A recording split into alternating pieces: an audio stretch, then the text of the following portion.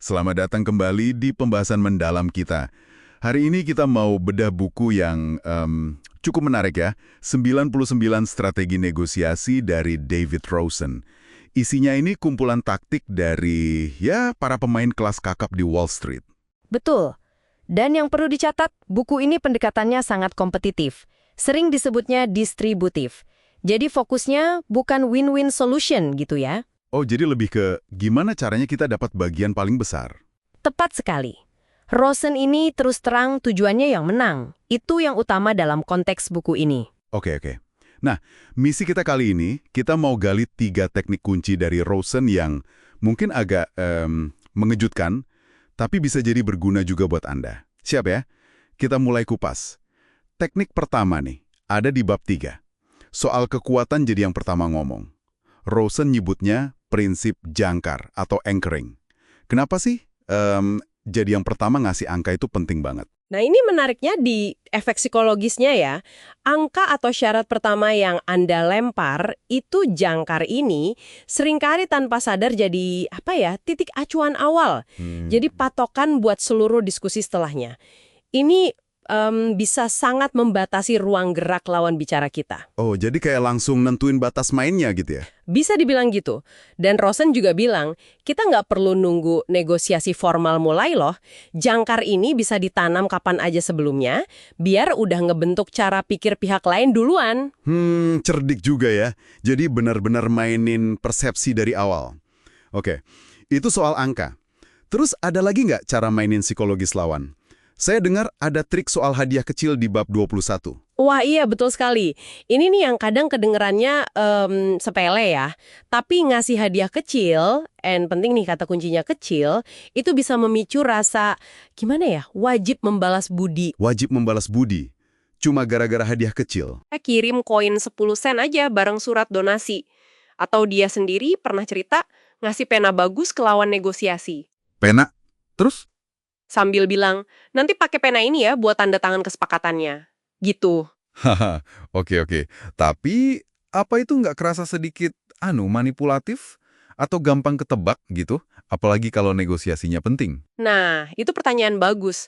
Kuncinya, kata Rosen, ya hadiahnya itu harus terasa personal, tapi nilainya kecil.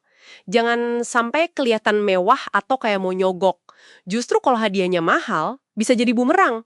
Dan riset juga bilang hadiah mahal itu nggak lebih efektif kok buat nimbulin rasa timbal balik dibanding yang simbolis. Oh, jadi lebih kesentuhan personal yang nggak terduga ya, bukan soal harganya.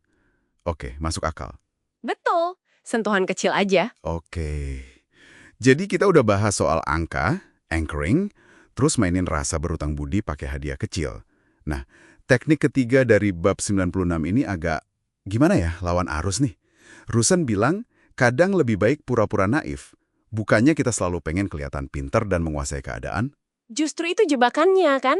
Keinginan kita buat pamer, buat nunjukin kalau kita tahu banyak taktik, itu bisa bikin kita keceplosan. Tanpa sadar, kita bisa bocorin informasi penting atau strategi kita. Oh iya. Terus dimanfaatin lawan gitu. Tepat. Kalau lawannya cerdik, dia bisa tangkap itu. Rosen pakai analogi karakter Forrest Gump. Kelihatannya sederhana, mungkin diremehin orang, tapi justru efektif banget capai tujuannya. Kenapa tuh? Ya karena dia nggak banyak omong, dia kontrol informasi yang keluar. Intinya tahan ego demi hasil yang lebih oke. Wah, ini benar-benar kebalikan dari nasihat biasa ya. Kontraintuitif banget. Oke, jadi kita udah lihat 3 taktik nih. Kekuatan tawaran pertama, si anchoring, terus efek psikologis hadiah kecil, dan keuntungan strategis dari pura-pura naif tadi. Nah, artinya apa nih semua buat Anda yang lagi dengerin? Ya anggap aja ini nambahin senjata di kotak perkakas negosiasi Anda lah ya. Kayak kata Rosen sendiri, negosiasi itu campuran seni, ilmu, dan kadang sedikit pertarungan jalanan juga. Jadi penting buat milih dan nyesuaiin taktik mana yang cocok sama gaya Anda dan situasi spesifiknya. Tapi ingat ya, fokus buku ini tuh kompetitif, tujuannya memaksimalkan hasil buat diri sendiri.